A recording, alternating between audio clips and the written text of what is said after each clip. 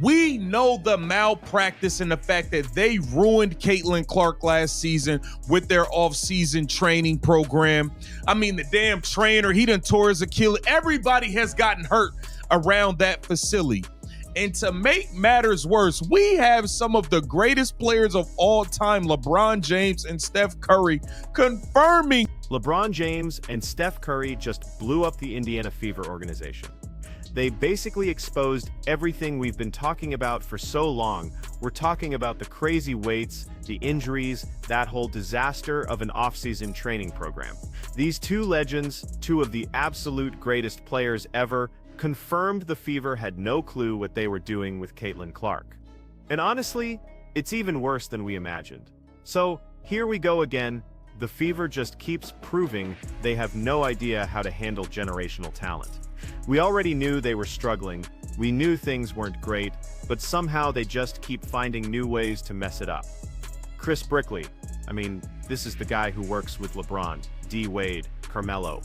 Basically every top player getting ready for the draft, he publicly offered to work with Caitlin Clark. And what did the Fever do?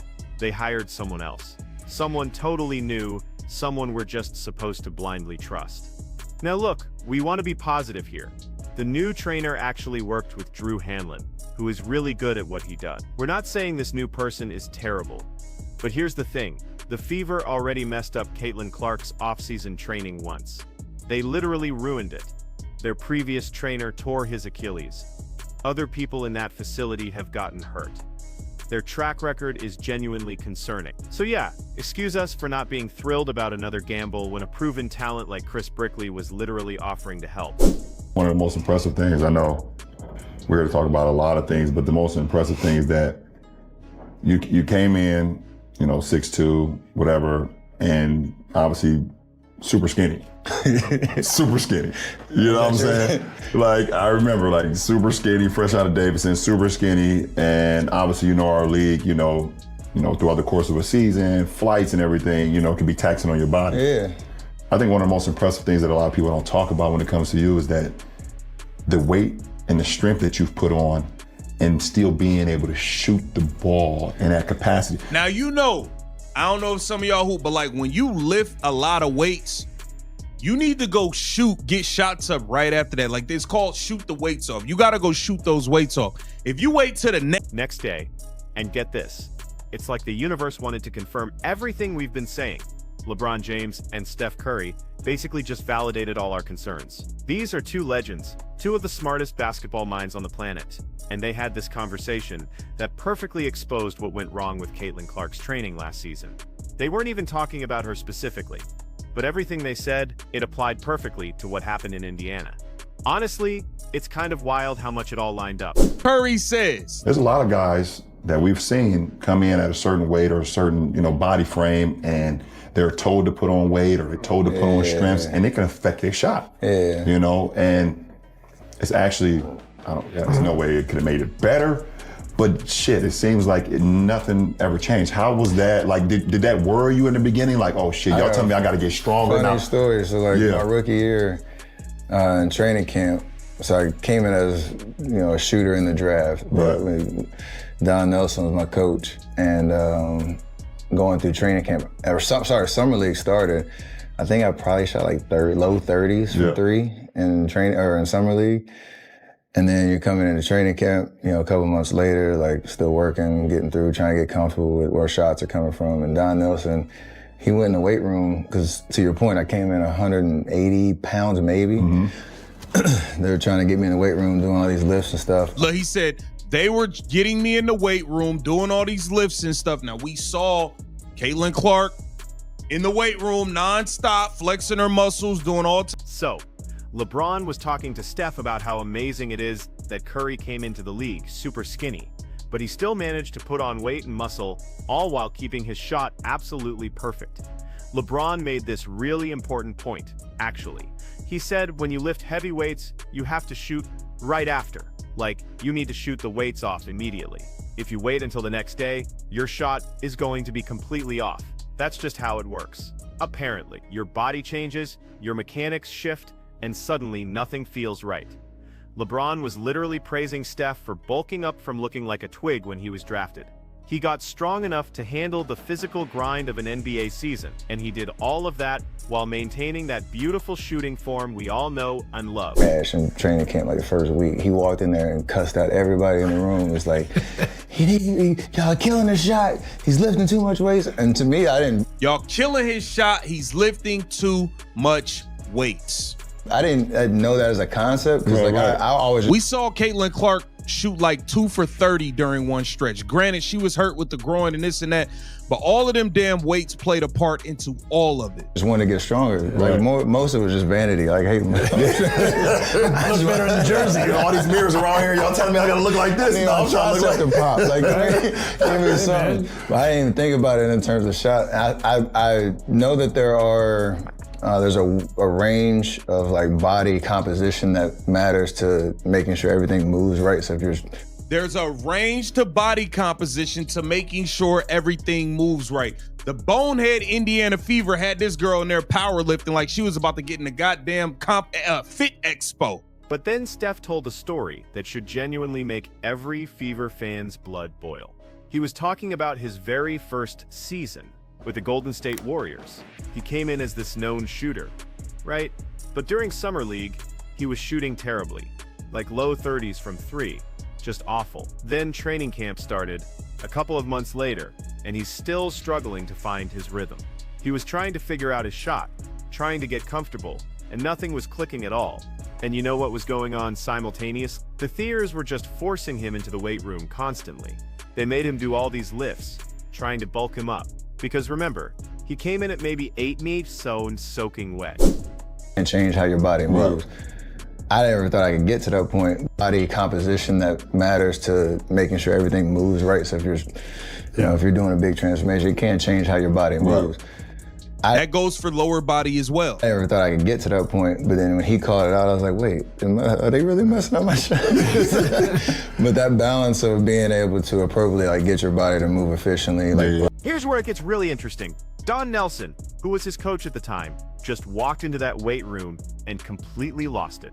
He went off on everyone in there. He told them they were killing Steph's shot, said they were making him lift too much weight, and that it was absolutely destroying his shooting. Steph actually admitted he didn't even realize that was a thing. He just thought getting stronger was automatically good. He was young, you know, he wanted to look better in his jersey. He wanted to fill out when he looked in those mirrors. It was partly vanity, sure, but also what the team was telling him he needed to do. But he never connected the dots that all that heavy lifting could mess with his shot. Sound familiar at all? Because we watched Caitlin Clark in the weight room all off-season. We saw her flexing, doing these heavy lifts, building muscle like she was getting ready for a bodybuilding competition instead of a basketball season. And sure, the WNBA can feel like prison ball sometimes with how it's officiated. So having some muscle to handle the physicality definitely makes sense. But there's a right way and a wrong way to do it. And clearly the Fever chose the wrong way. To me, it's core strength. Like if we're talking specifics, everything's about the foundation. Like how does your body move through that range where you have, complete control of, your movement patterns. Not necessarily like brute strength, but.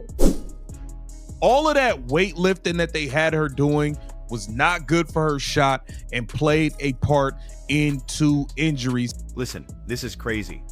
Steph went on to explain that there's a specific range of body composition that actually matters for making sure everything moves correctly. You just can't do a massive transformation and expect your body mechanics to stay the same. If you change too much, too fast, especially with brute strength training, you're going to change how your body moves. And shooting a basketball, that's all about precise, repeatable movements. Change those movements, and suddenly, you're missing shots you used to make in your sleep. He specifically said, for him, it's not about brute strength, it's about core strength. It's about how your body moves through its full range of motion with complete control. We're talking movement patterns here, not just being able to lift heavy things. He broke it down, talking about the foundation, about efficiency, about making sure your lower body and core work together properly. That's what actually matters for basketball, not looking jacked. It's not about maxing out on the bench press. Core strength, hip mobility, movement efficiency. That's the stuff that translates directly to the court. And here's how it all connects to Caitlin Clark. Remember when she went through that brutal stretch where she shot something like 2 for 30? It was just tough to watch. Yeah, she was dealing with a groin injury and some other issues, but you know what contributed to all of that? The training program. That constant heavy lifting. The focus on just building muscle instead of maintaining the movement patterns that made her special in the first place. She literally came into training camp already hurt, even before they played that game in Iowa against Brazil. Before the preseason really got going, even before that triple-double against Chicago, she was already dealing with injuries in training camp. How does that even happen? She spent the entire offseason training with the Fever organization. Nobody else was responsible for her conditioning and preparation, just them.